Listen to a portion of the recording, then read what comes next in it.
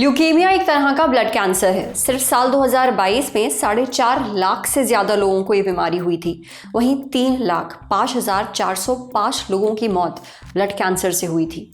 ये आंकड़े बताए हैं WHO की agency international agency for research on cancer ने। इसी रिपोर्ट के मुताबिक भारत में साल 2022 में ब्लड कैंसर से 70,000 मौतें हुई थीं। 1 लाख से ज्यादा मामले सामने आए थे। अब स्टडीज के मुताबिक ब्लड कैंसर के मामले में हमारा देश दुनिया भर में तीसरे नंबर पर आता है। नंबर 1 पर है अमेरिका और दूसरे नंबर पर है चाइना। सोचिए कितनी तेजी से ये कैंसर हमारे देश में बढ़ रहा है, लेकिन क्यों? आज सेहत के इस एपिसोड में हम इस पर बात करेंगे। डॉक्टर से जानेंगे कि ल्यूकीमिया क्या होता है, भारतीयों में ल्यूकीमिया कितना फैला हुआ है, ल्यूकीमिया होने का कारण क्या है, इसके लक्षण क्या होते हैं और ल्यूकीमिया से बचाव और इलाज कैसे किया जाए। सुनिए। Brought to you by Sensodent K। बस बैक नहीं आया। SLS पैराफिन और दूध का करंट भी कौन? तो लाइफ का करंट ऑन? कुछ भी। तो ट्राई करके देख ले। Sensodent K toothpaste for sensitive teeth. हम जानते हैं कि ल्यूकीमिया ब्लड कैंसर है। इसमें बोन मैरो एबनॉर्मल प्रकार की वाइट ब्लड सेल प्रोड्यूस करता है, जिसकी वजह से नॉर्मल ब्लड सेल के फंक्शन अफेक्ट होते हैं। रेड सेल के फंक्शन अफेक्ट होते हैं तो ऑक्सीजन कैरिंग कैपेसिटी कम हो जाती है। व्हाइट ब्लड सेल के फंक्शन अफेक्ट होते हैं तो इन्फेक्शन की रिस्क हो जाती है। और प्लेटलेट के फंक्शन अफेक्ट होते हैं तो ब्लीडिंग की रिस्क बढ़ जाती है। ल्यूकीमिया जब फास्ट ग्रोइंग होता है तो उसे एक्यूट ल्यूकीमिया कहते हैं। जब ये स्लो ग्रोइंग होता है तो उसे क्रोनिक ल्यूकीमिया कहते हैं। इसे हम सेल ऑफ ओरिजिन के आधार पर 4 भागों में बांटते हैं: acute myeloid leukaemia AML, acute lymphoblastic leukaemia ALL, chronic myeloid leukaemia CML और क्रोनिक लिम्फोसाइटिक ल्यूकीमिया CLL। ग्लोबकॉन 2022 के आंकड़ों की बात करें तो भारत में ब्लड कैंसर की वजह से 70,000 लोगों की मृत्यु प्रतिवर्ष होती है और 1,20,000 नए केस डायग्नोस होते हैं। ल्यूकीमिया सबसे कॉमन प्रकार का ब्लड कैंसर है। मेल में यह ज्यादा कॉमन होता है। 15 वर्ष से कम आयु और 55 वर्ष से अधिक आयु में यह ज्यादा पाया जाता है। इसे हम दोनों भागों में बांटते हैं: नॉन मॉडिफाइबल और मॉडिफाइबल। नॉन मॉडिफाइबल में आते हैं जैसे किसी पेशेंट की फैमिली हिस्ट्री पॉलिसी होती है, या कोई हेरिडिटरी सिंड्रोम होता है जैसे डाउन सिंड्रोम, ली फ्रोमानी सिंड्रोम, या फिर कभी उसको कोई इम्यून डिसऑर्डर होता है जैसे एटेक्सिया टेलेंजेक्टेसिया है, या कोई वायरल इन्फेक्शन है जैसे एफ्टीन बार वायरस का इन्फेक्शन है, HCLV1 है, HHV8 का इन्फेक्शन है, या फिर आयोनाइजिंग रेडिएशन का एक्सपोजर है, या कई प्रकार की कीमोथेरेपी का एक्सपोजर है जैसे खासतौर पर अल्कलाइटिंग एजेंट और टोपोआइसोमेरेज 2 इनहिबिटर्स का प्रयोग है, या फिर पेस्टिसाइड का एक्सपोजर है। तो ये ल्यूकीमिया के रिस्क फैक्टर हो सकते हैं। जब मॉडिफाइबल रिस्क फैक्टर की बात करें तो इसमें सबसे इंपॉर्टेंट है टोबैको, जिसका टोबैको जो है वो ल्यूकीमिया के रिस्क को बढ़ाता है। इसके अलावा गैसोलीन या बेंजीन के एक्सपोजर से भी ल्यूकीमिया की रिस्क बढ़ती है। नाक या मुंह से ब्लीडिंग हो, ब्लड या यूरिन में ब्लड जो है यूरिन या स्टूल में आए, या फिर छोटी सी चोट लगने पे ब्लड के क्लॉट बन जाए, या फिर शरीर में लाल लाल चकत्ते हों या पर्पल कलर के चकत्ते हों, या फिर कई बार देखा जाता है कि बार बार इन्फेक्शन हो रहा है, या फिर अनएक्सप्लेन्ड फीवर है, या अनएक्सप्लेन्ड वेट लॉस है, या रात को पसीने आ रहे हैं, या शरीर में खुजली मच रही है, या फिर कई बार गर्दन, बगल या जांघ पे गांठें हैं, या फिर कई बार देखने में आता है कि चलने पे सांस फूल जाती है, थकावट हो जाती है, या पेट में दर्द होता है, या कुछ पेशेंट को बोन या जॉइंट में दर्द होता है। तो ये सभी ल्यूकीमिया के लक्षण हो सकते हैं। ऐसा होने पर इन्हें नजरअंदाज ना करें और तुरंत डॉक्टर के पास जाएं और परामर्श लें और आगे की ट्रीटमेंट करवाएं। टोबैको का प्रयोग बिल्कुल नहीं करना चाहिए और बेंजीन और गैसोलीन के एक्सपोजर से बचना चाहिए।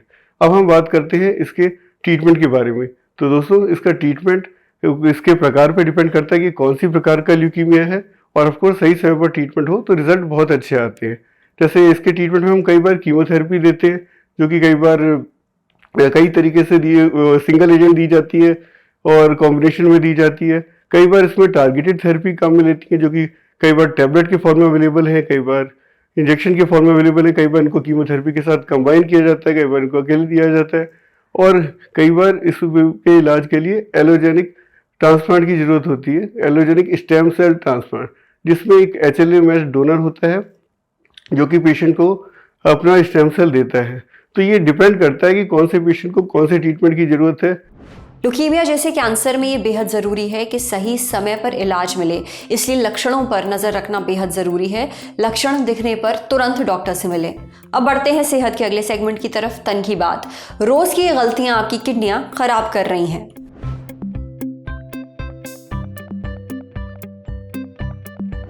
किडनी हमारे शरीर की छन्नी है। शरीर में जितनी गंदगी होती है, जो भी कचरा होता है, उसे साफ करने का काम किडनी का ही है।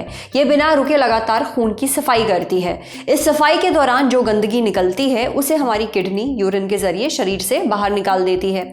अब कई बार हमारी रोज की कुछ गलतियां और आदतें किडनी को नुकसान पहुंचाती हैं। इनके बारे में हमें बताया डॉक्टर मोहित खिरवत ने।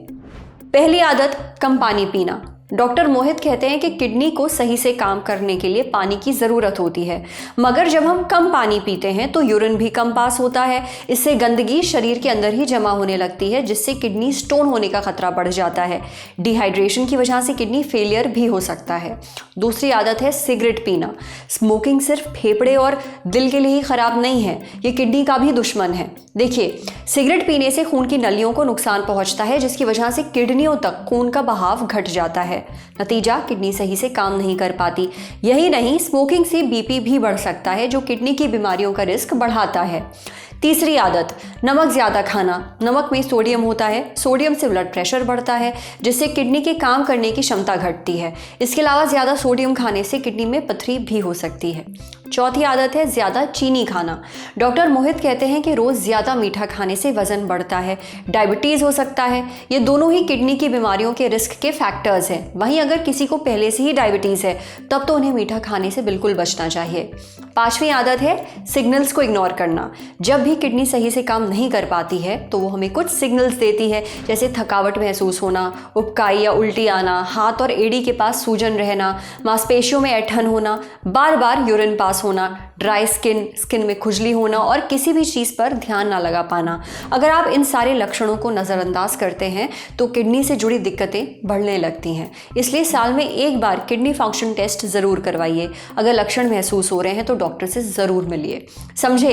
अब बारी सेहत के आखिरी सेगमेंट की, खुराक यानी झक्कासी हेल्थ टिप। शरीर में calcium, iron, vitamin D, vitamin B12 और फोलेट की कमी ऐसे पूरी करें। Calcium, iron, vitamin D, vitamin B12 और फोलेट आपके शरीर के लिए 5 सबसे ज़रूरी पोषक तत्व यानी न्यूट्रिएंट्स। अब ये पोषक तत्व जितने काम के हैं, हमारे शरीर में उतनी ही इनकी कमी भी होती है और ये बहुत ही आम समस्या है। इसलिए हमने डाइटिशियन अनु अग्रवाल से पूछा कि अगर कैल्शियम, आयरन, विटामिन डी और विटामिन B12 और फोलेट की कमी है तो क्या करना चाहिए, क्या खाना चाहिए। डाइटिशियन अनु कहती हैं कि अगर शरीर में कैल्शियम की कमी है तो दूध और दूध से बनी चीज़ें खाइए, जैसे चीज़, पनीर, दही, छाछ वगैरह। बीन्स, दालें, अंजीर, टोफू, सोयाबीन, संतरा, मखाना, राजमा और भिंडी भी खा सकते हैं। ब्रोकली, हरी पत्तेदार सब्जियां, खसखस, तिल, अजवाइन और चिया सीड्स भी ले सकते हैं। अगर शरीर में आयरन की कमी है तो ब्रोकली, पालक और पत्ता गोभी जैसी हरी पत्तेदार सब्जियां खाइए। मटर, बीन्स, बाजरा, खजूर, गुड़, दालें, टोफू और अंडे भी खा सकते हैं। विटामिन डी की कमी है तो थोड़ी देर सूरज की रोशनी में ज़रूर बैठिए, लेकिन सुबह धूप से विटामिन डी मिलता है। इसके अलावा आपको चीज़ें भी खा सकते हैं, जैसे कि दूध, चीज़, अंडे का पीला वाला हिस्सा, मशरूम, सामन और टूना जैसी फैटी फिश। अब अगर आपके शरीर में विटामिन B12 की कमी है तो आप अंडे की जर्दी, पालक, केला, सोया मिल्क और चीज़ ले सकते हैं। अगर आप लैक्टोज इंटॉलरेंट नहीं है तो दूध भी पी सकते हैं। नट्स और सीड्स खा सकते हैं। अगर आप नॉनवेज खाते हैं तो फैटी फिश जैसे सामन और टूना खा सकते हैं, मटन भी खा सकते हैं। साथ ही डॉक्टर की सलाह पर विटामिन B12 के सप्लीमेंट्स भी ले सकते हैं। अब बात फोलेट की।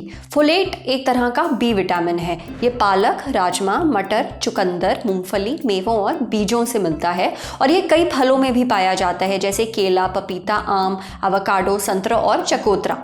आज सेहत पर इतना ही। अगर आप एक डॉक्टर हैं, हमसे कुछ शेयर करना चाहते हैं तो जो ईमेल आईडी इस वक्त आपको अपनी स्क्रीन पर दिख रही है उस पर हमें एक मेल भेज दीजिए। जाते जाते एक ज़रूरी सूचना, एक बार फिर ललन टॉप अड्डा जम रहा है, इस बार बिहार में। जगह पटना का बापू सभागार और तारीख है 25 अक्टूबर। यहाँ आपसे मिलेंगे एक्टर, एजुकेटर, सिंगर और IAS ऑफिसर्स।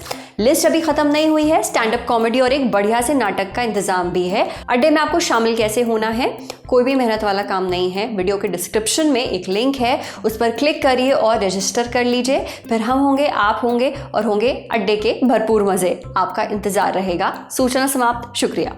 मुनादी पिटवा दीजिए, काहे कि हम मायके आ रहे हैं। लल्लन टॉप अड्डा, जहां दुनिया भर की हस्तियां आती हैं, दर्शकों से बात करती हैं और अपने तजुर्बे बताती हैं।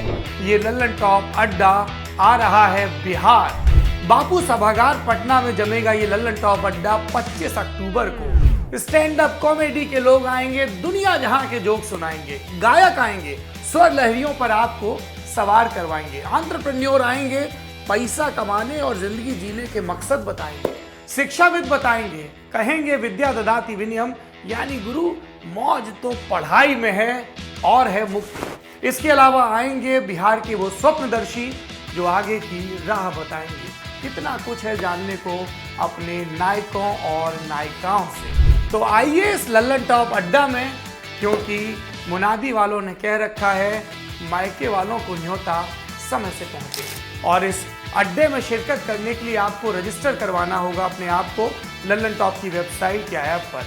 वहां एक बैनर दिखेगा, क्लिक चटकाइए, बेसिक से ब्यौरे भरिए और एंट्री फ्री है। तो आइए 25 अक्टूबर को जमाते हैं मायके में अड्डा। बापू सभागार पटना, 25 अक्टूबर, लल्लन टॉप अड्डा। लल्लन टॉप बिहार अड्डा, प्रेजेंटेड बाय सनराइज मसाले, स्वाद बिहार का, को powered by itel, Bihar tourism and Sudha milk and milk products.